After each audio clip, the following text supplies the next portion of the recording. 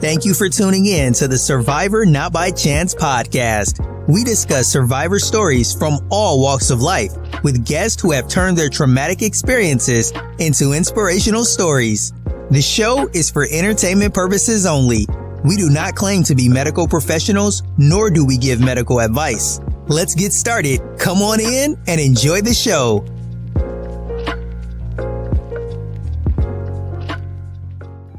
Let's meet Asia Carroll, host of Survivor Not By Chance podcast. Asia is the author of The Pressures of Becoming a Diamond. She is a life coach here to help you through life's issues. Asia is also a psychic medium. Let her dive into your future. Contact Asia at www.survivor. Welcome to Survivor Not By Chance. Thank you for joining us tonight. We're so excited. Today is National Authors Day. Just so you know, I am an author. My name is Asia Carroll. The Pressures of Becoming a Diamond is my book. It is also available on Amazon. But today we want to highlight and honor Tina J. Lewis. She has a book, and the name of her book is Total Deliverance, a survivor story, and it is available on Amazon. Tina, thank you so much for joining us. No, thank you so much for having me. I'm super excited to be here. Thank you so much. Absolutely. So we're going to just dive in. We're going to talk about some topics that is not child appropriate. So if you have children around you and you're watching the show tonight, just be sure to, put your children in another room because we will be discussing some heavy topics. Yes. All right. So Tina, tell me, what made you decide to write your book? Oh, I always knew I had a book to write, but I had no idea it was going to be about domestic violence and what I had gone through. Had no idea. After things transpired and I went through it, and it was just like God say, it's time to write the book. Yeah. So I had to get the story out because it's really needed. There's so much going on, and I just told the story, because like I say, it's needed. And I'm very passionate about domestic violence. Before I even got into this last relationship, I was advocating and I was training, and I had this is actually not my first time of being in a domestic violence relationship. In my early 20s, I was about 20, 21. I was in a relationship at an early age, and I also, growing up, I saw it as well. So it's just been in me all this time. But this last relationship really just got me back on track. And when I say I got in it more deeper than I was, in the previous one in my early 20s, and I really believe that God had to let me go back and get me back on track, for one, and just to allow me just to really see it. I saw it back then, but when I say this last time around, oh my, it was very, very, very, very deep. Yes. Well, I understand, and I appreciate you sharing your experiences with us and to the world, because this is something that we need to talk about more. On our last show, we discussed domestic violence in real deep detail. Mm-hmm. We gave a lot of tips and signs, and It's happening all over the world. This is not exclusive here to the United States.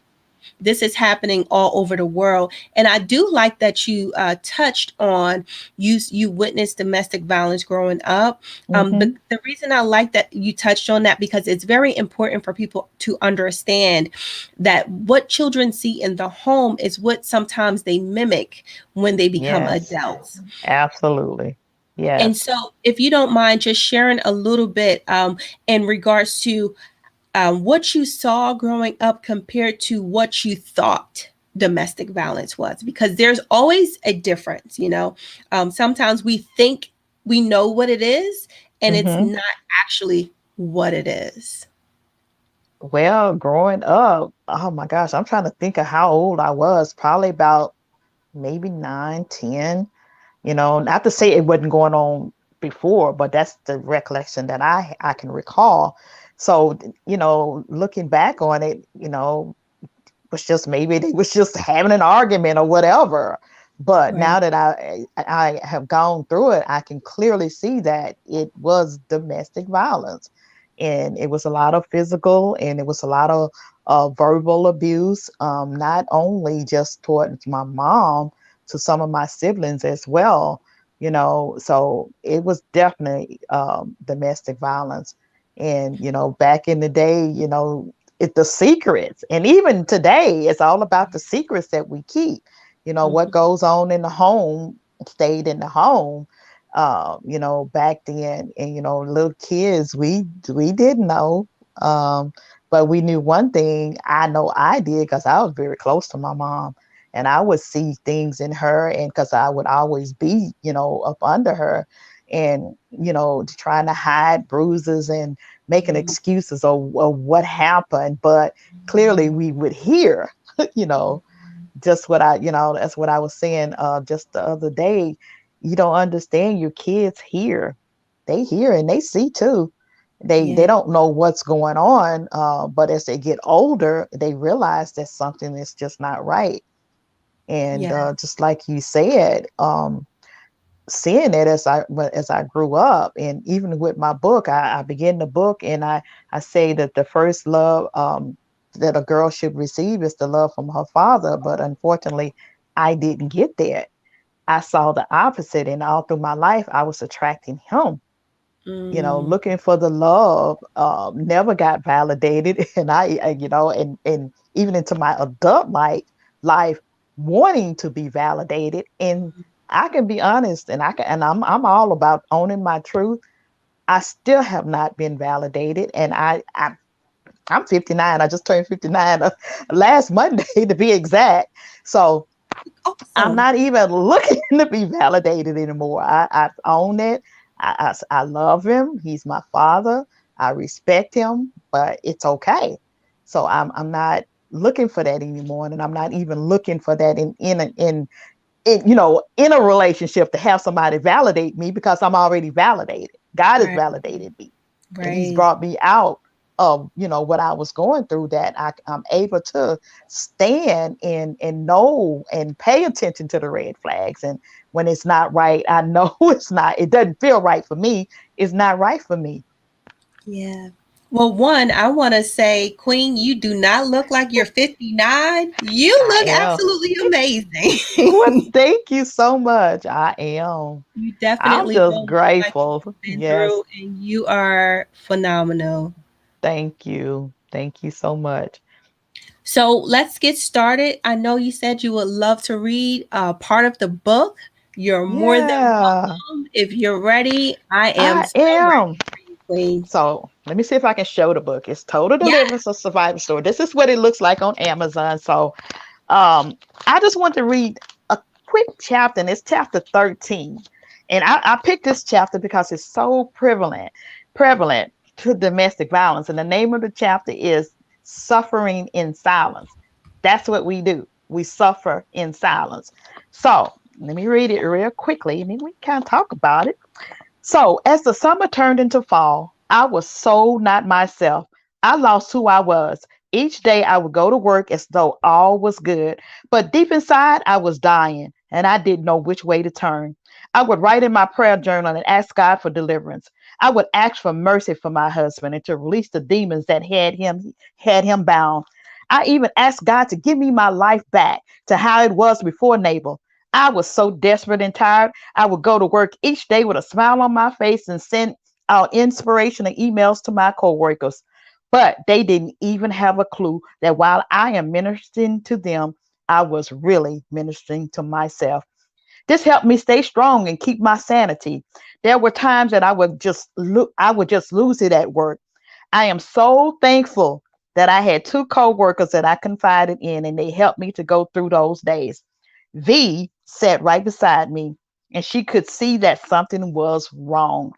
I confided in her that I was being abused verbally and mentally. When I was having a bad day, she would talk and pray with me to help me get through the day. She just helped me in so many ways. And I will always be grateful for her kindness and friendship. And then a new employee came into our department, Unique. Unique approached me and said that she didn't know why, but there was something about me and that she wanted to invite me and my family over for the 4th of July. She and I became best friends. Unique always had my back. I told her all that I was going through, and she told me a powerful story of what she went through with her abusive husband. There were days at work when she and I would walk, talk, and pray. She offered me a key to her house, even if I ever needed to escape. Of course, we didn't go to her gathering. Neighbor wasn't having it. He didn't want me to have any friends. Only he and my family had any connection with me. One morning when I got to work, I received an email from another coworker, Roz. It read, Miss Tina, you were in my dream last night, and I saw you in the shower and you were crying. It was so real. After reading her email, I went to her desk and I had tears in my eyes. And I said, you are right. I do cry in the shower because that is the one place where no one can see my tears. I confided in her and told her that my husband was abusing me and that I was so tired. And that is where I would cry. Only God could reveal this to her. He was placing everyone that I needed to help me to stand while he was preparing me for deliverance. My angels were everywhere, even on my job. I was at the point where I could not breathe anymore. I felt like a bird in a cage, and I could not escape. I began to pick up hours in the emergency room, not only because we needed the money, but because I didn't want to go home.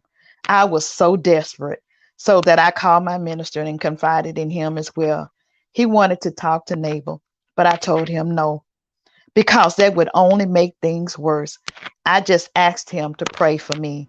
Little did I know that deliverance was getting closer. That's chapter 13, Suffering in Silence. That is powerful, Queen. Oh my Thank you. goodness. That is so powerful. The descriptions. I read the whole book. And Yeah. when I read, whoever is watching this book is absolutely phenomenal. It will have you in tears. It will have Yes. you laughing some of the time. It's just it keeps you engaged. And Yeah. so I appreciate you sharing that with us. Yes. And you read so well. Thank you. I felt like I was in the story. I was waiting for the next scene, even though I read it already. Like waiting for the next scene. Like, come on, keep going. But yes, the book is available on Amazon. She has a Kindle copy. She has the paperback copies. You can definitely find her. Just give us one quick moment. We're going to take a short break. We're going to go to a commercial.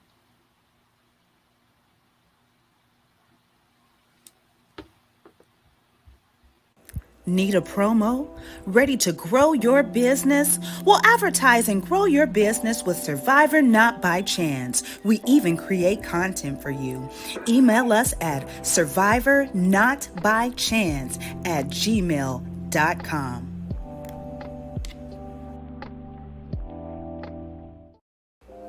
Are you in search of a natural product for the mind, body, and soul?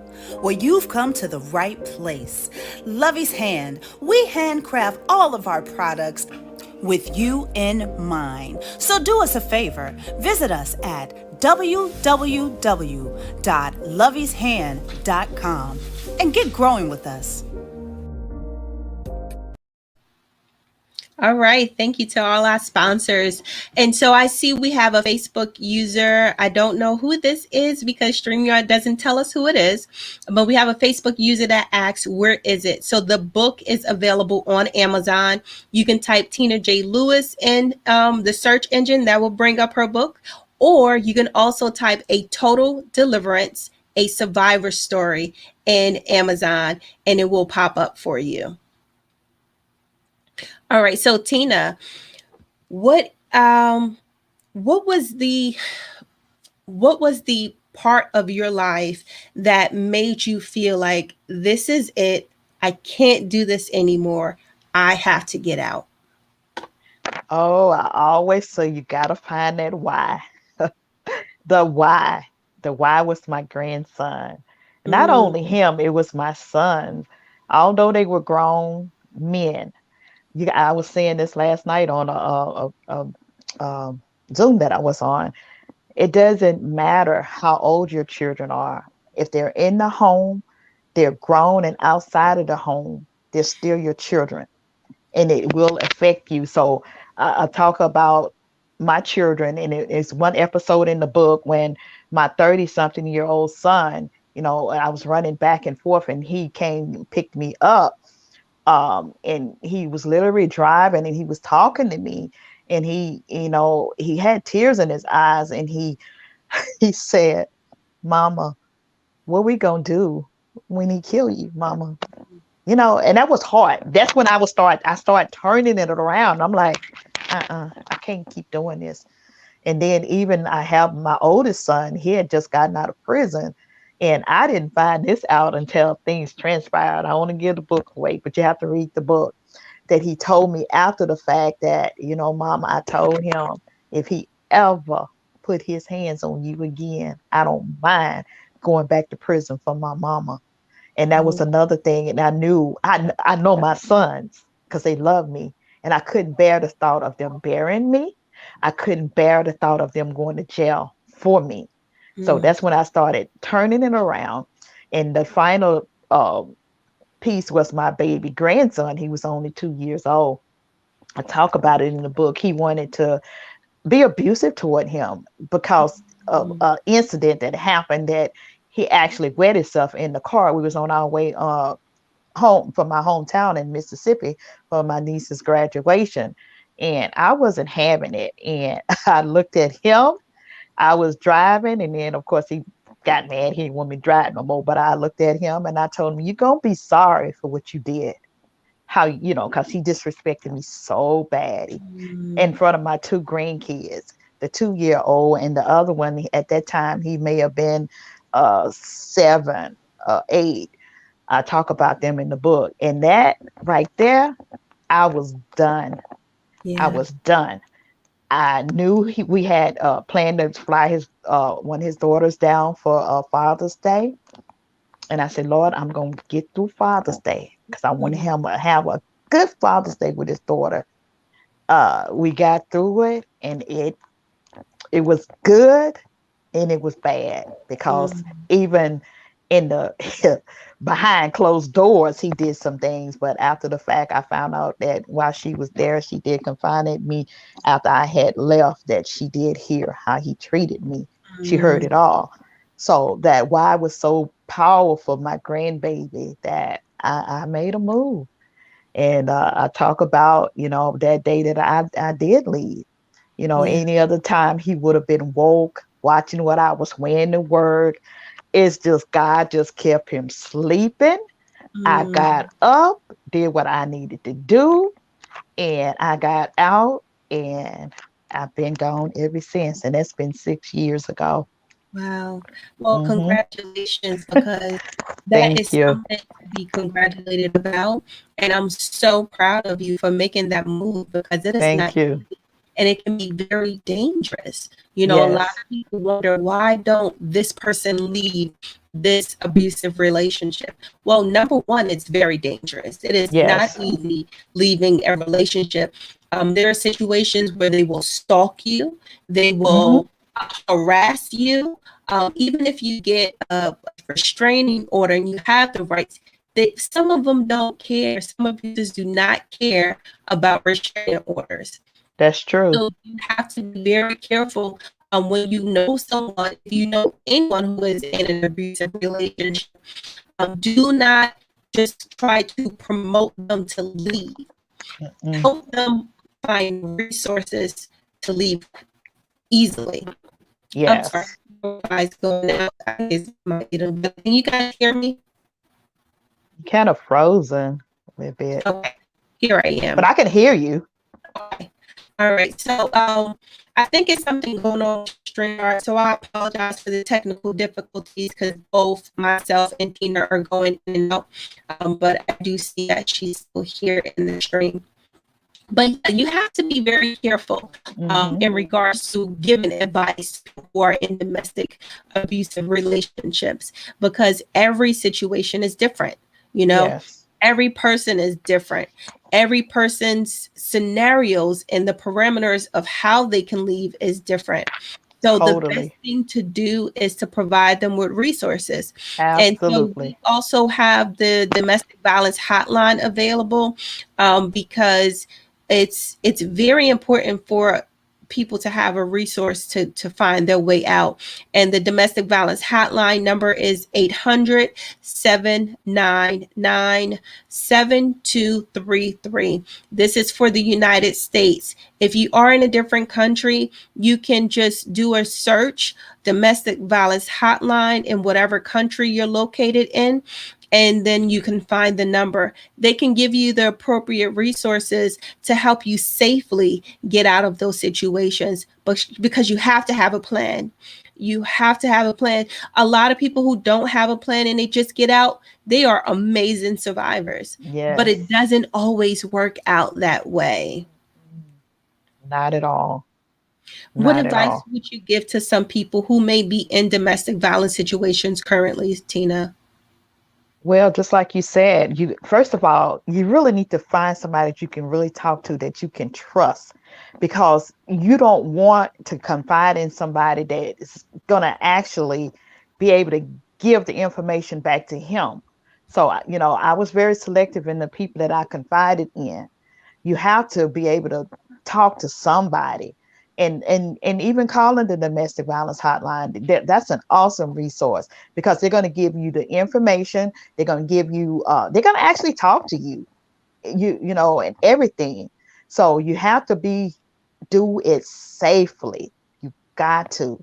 And this is something I did. I'm always, investigating, and I'm doing some things. And I do this my Soul Tie Saturday, and one of the cases that I talked about on that Saturday was this young lady. I'm gonna call her Rosie.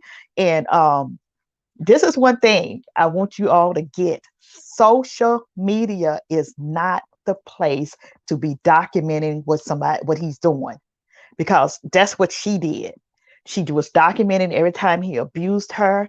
He got on her page and said, "Oh, y'all enjoying the show?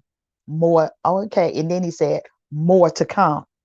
And there was more to come. He ended up killing her. Then he killed himself. He killed two of the children, her two children. Yes, this is a true story. You can go find it on Instagram. It's Insta Memorials. That's where I get some of my cases from. But even if he's not on your page, you better believe he got somebody stalking your page, gonna tell what you doing, how you doing it, or what you saying. And it's just like, when you talking about him, you got to understand an abuser, that personality. He's lost his control. He's been humiliated. Oh, he's coming for you. If he can't get you, he gonna get the people that are close to you. So keep your business off of social media. That's not the place to do it. Find you somebody you can confide in. Call the National Domestic Violence Hotline. But you got to be safe. You got to keep yourself safe and your family safe.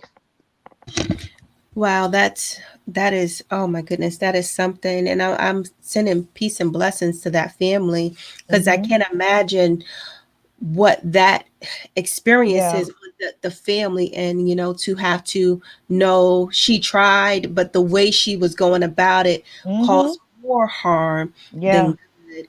And so, just like Tina said, it's very important that anything you do in regards to leaving a domestic violence situation, you do it safely, Safely. because Safely. safety is the key. And I Mm-hmm. appreciate you, sharing your experiences with us, Tina. And then not just with us, but you literally speak all over, Yes. and you're doing some amazing work with helping other women. Let's talk about your Soul Tie Saturdays, because your Yes. Soul Tie Saturdays are phenomenal. Yes. It all came around about because I got a coach and we were talking about some things and he said it sounds like that was a soul tie. I kind of had an idea what it was. Then I did my research and I was like, yeah, you're absolutely right. Because when you get yourself tied to ungodly people, it's a soul connection. You tie yourself to that person.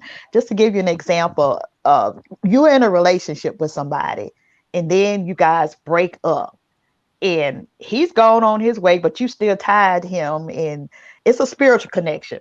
And you can't figure out why I just can't let him go. I don't want to let him go, but he's moved on. He's cut the tie, but you still stuck. So here it is. I've tied myself to this person. He's an abuser. I'm no longer who I am, and it's so hard for me to cut it. And it's just like I even began to have take on some of his attributes, some of the Mm, things. I'm like, that's not me, And then you wonder why you just tired all the time. You can't sleep at night because you are that other person, because mm, it's a spiritual connection. It's an intimate connection when you connect yourself in intimate sexual relationship. So you have to be careful who you are connecting yourself with when you're in that type of because the godly soul tie is the one that God entails in the marital realm between a man and a woman. And when we go into these relationships and we just I just say I'm sleeping with Tom, Dick, and everybody else, you know, and then I'm tied to all these spirits, if it makes sense. yeah. That's what a soul tie is. And like I say, there are good godly soul ties. You could have a soul tie like in the intimate relationship, it could be in a friendship relationship, it could be in a business relationship. You just have to be careful how you connect yourself with people because it's an emotional bond. It could be traumatic when it ends, and you just can't rebound from it. It's going to take God to cut it for you. So, what do you do during your Soul Tie Saturdays? Explain to us the purpose of it and what you do when you're doing those Soul Tie Saturdays. The purpose of it is to basically educate and get you to understand what it's all about, how you tie yourself to people. And you gotta set your boundaries. It's all about setting those boundaries, guarding your heart. And I'm not saying to guard your heart so that you can't see what God has for you, because you got to be able to discern what is right for you. Because sometimes we just dive on in relationship, the flags is just flying like I did, and God was trying to like direct me not to, but then we get in it and then we want him to get us out. So I just do a lot of education. I give examples. I did one example when I first started about I had two pieces of paper. I had like a white paper and a red paper, and I glued them together, and then kind of let them try to separate them.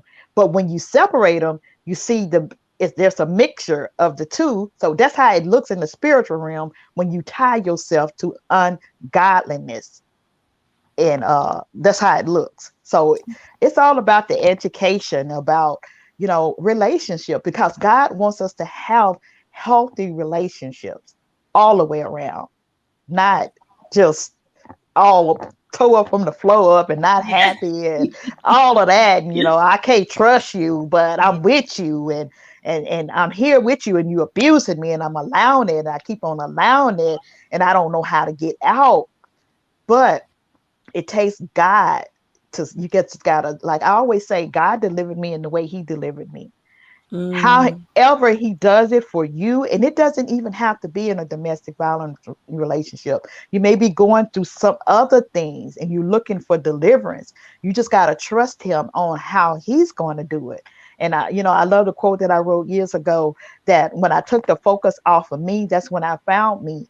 It's not about me. I'm going through it. So I got to take that focus off of me. I got to go out there and help somebody else. That's why I'm so passionate about what I do, because somebody needs me to help them. You yeah, know, I always say, if I can just help the one, it's all about the one person right. that I can, oh, okay, I'm not going to tell you what to do, because, being training to be an advocate, I have to get you to make the decision. Like I had to ultimately make the decision. Okay. I had a coworker ask me about a friend of hers, and I gave her the best advice that I could. It's not even about you. You Right. need to put it back on her. You can say something like this, I'm very concerned about you. Something's different. And she may confide, he or she may confide, because men get abused too. So then you got to ask questions like this. Well, how does it make you feel when he does this? What do you plan on doing about it? Hmm. Now, oh girl, if I was you, I wouldn't be putting up with all this. You just need to leave. No, those are the wrong things to say. You just got to get them to think, because the decision has to come from them. It takes Right. a woman or a man 7 to 11 times to move, to leave, and finally stay gone from an abusive relationship, a toxic relationship. Mm, It takes them that long. And I always allude this, and this is just a scenario that I just try to get people to understand. It's just like a person being on drugs. You always hear they got to hit rock bottom. It's the same thing. You got to get there when you just tired and you don't want to do it no more. When you get there, that's when the change is going to come. mm. That is powerful. You've said so many amazing things to like give us tips and tools. Mm-hmm, And I think the most important is letting our viewers know, don't just tell a person what they need mm-mm, to do. mm-mm. Help them come up with the decision themselves, That's because right. they feel empowered Yep, when they're making the decision. If you're exactly. telling them what to do, Mm-mm. they may not do it. They're I'm not. not gonna They're lie. not. I've had They're not. situations myself where, and I also want people to remember, and I say this every time we talk about domestic violence. Mm-hmm. Domestic violence is primarily in romantic relationships, but it does not Yep. exclude it to romantic Mm-mm. relationships. That's You true. may know someone who is in a situation at home that may be a domestic violence situation between parents and children, It between is. siblings, Yeah. And and you need to help support them to get out of those mm-hmm. situations. Just like Tina said, setting healthy boundaries, Yes. stating no, you don't want to do certain things, and Mm-mm. sticking to that no. That's it. And it's very important that we are supporting each other, Mm-hmm. not demanding. Okay. When Exactly. you demand someone to do something, 9 times out of They're 10, not gonna do it. they're not going to do They're it. not. They're not. And then they're But gonna then, not to cut you off, Asia, they're gonna shut down. They're not gonna even talk to you anymore. Don't I'm just going from experience from my own self, myself. I Mhm. know how it feels when you it's just like you're making me a victim all over again. I'm already in this. I already feel so low, but then here you come giving me your opinion about, you don't even know the depth of what I'm going in, because first of all, you've never been in that type of relationship, so you can't relate to it. So that'll shut them down, and they will not come back to you with for anything. They will not, and they'll stay a little bit longer Yes. until they figure it out. Like, and then they find with the help of God or whatever your higher power is, because I believe in God, and I don't ever want to put my religious my beliefs off on anybody. You got to find that higher power than yourself that you can call on, because you can't do it by yourself. I'm just being real, because I know it was days I would talk to God, suffering in silence and praying. Get you an avenue. I like I said, I in my prayer journal, I would journal every morning. And y'all, I got those journals. They sitting, and it's gonna be a book. Oh my gosh. Yes. Oh, I can't wait. I literally was reading through some of them, and some of the things, it just brought tears to my eyes. I talked about a book when writing a book when we were together. Had Mm, no idea that the book was going to be about me and him. So mm, I'm just telling you, I would journal, and that's a good thing to do while you're there. Journal. Journal how your day went, or what's happened, because even in a court of law, whatever, that's evidence. It's a lot of things that you can do that he don't even know that you're doing. And going back to a safety plan, or trying to when okay, it's time to go. You need to get all the things that you need, like your children's birth certificates, your social security cards. Give them to somebody.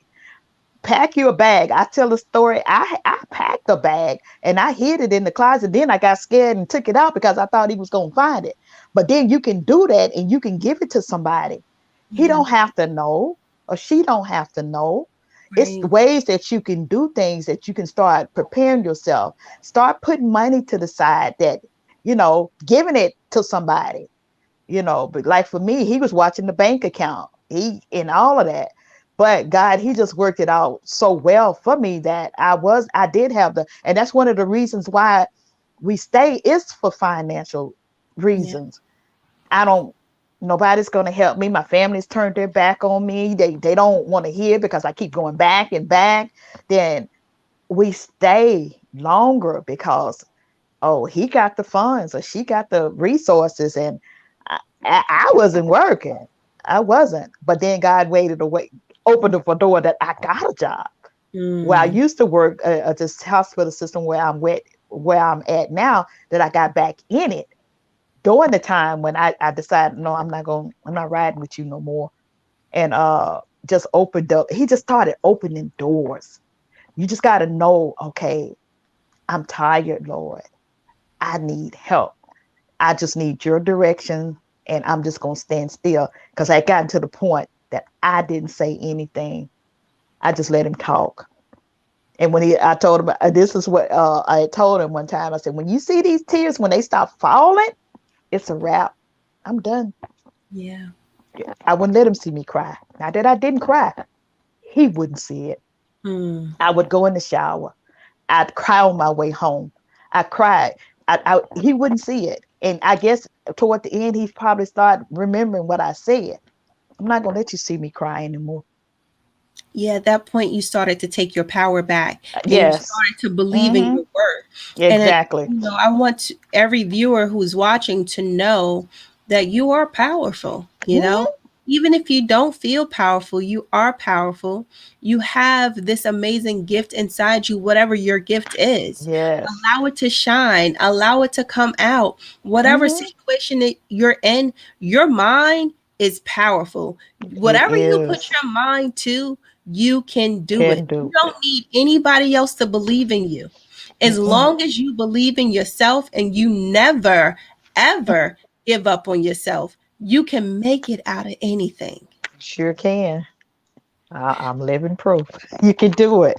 Yeah. So, Tina, I Yes. just want to say thank you so much for joining us. You You are have an so amazing welcome. survivor story. Like, this Thank is the you. purpose of the show, for Well, survivor thank stories. you. Yes. So I'm so grateful and honored that you chose to come and be a guest and share your story to help as many people as you can. And any Yes. person who's watching, her book is so amazing. It will have you on edge, literally, Thank just you. like when she read that chapter. It is available on Amazon. The book name is Total Deliverance, A Survivor Story. She has a Kindle copy as well as she also has the paper copy. Tina, tell everyone where they can find you. Well, I am on Facebook, Tina J. Lewis, and author Tina J. Lewis on Facebook. And I'm on Instagram as well, Tina.J. Lewis. I believe that's We you'll have find me. the Just screen. yeah. I think she got it on Yeah. there.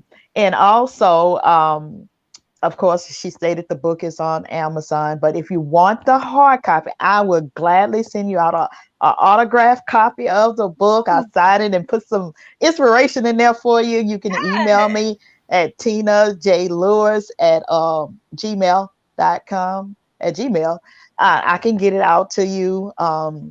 Just feel free to just reach out, and I do speak. I am very passionate about domestic violence. That is my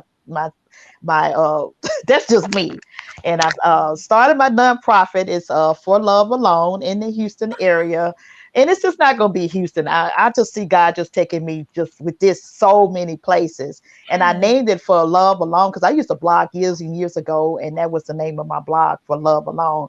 And I was trying to think of a name that I was going to call my nonprofit, and my niece said, For Love Alone. And I was like, no, I don't want to name it that. But then God said in my spirit, I gave it to you all them years ago. That's what it's going to be. And for love alone, see, we get ourselves in things for love, for love. So it's all about advocating for domestic violence resources and whatever else God has for me to do in that nonprofit. That's what we're going to do. Not me, we. Yes, that is so awesome. I'm so excited. I'm so happy for you, Tina. Thank you. You're going to Thank help. you. You've already helped so many.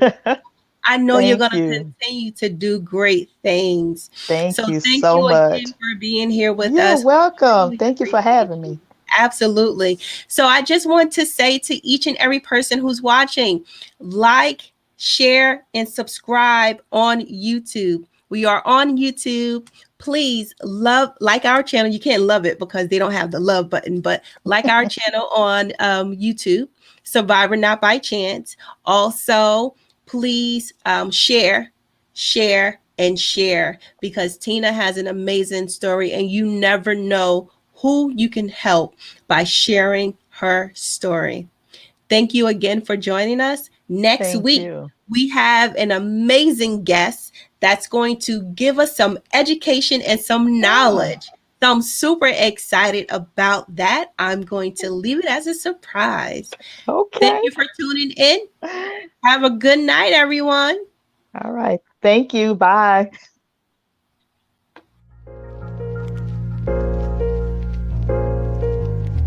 Thank you for listening to the Survivor Not by Chance podcast. We hope you enjoyed the show. Thank you to today's guest. We are survivors not by chance. We survive because we fought to survive. Peace and blessings to you all.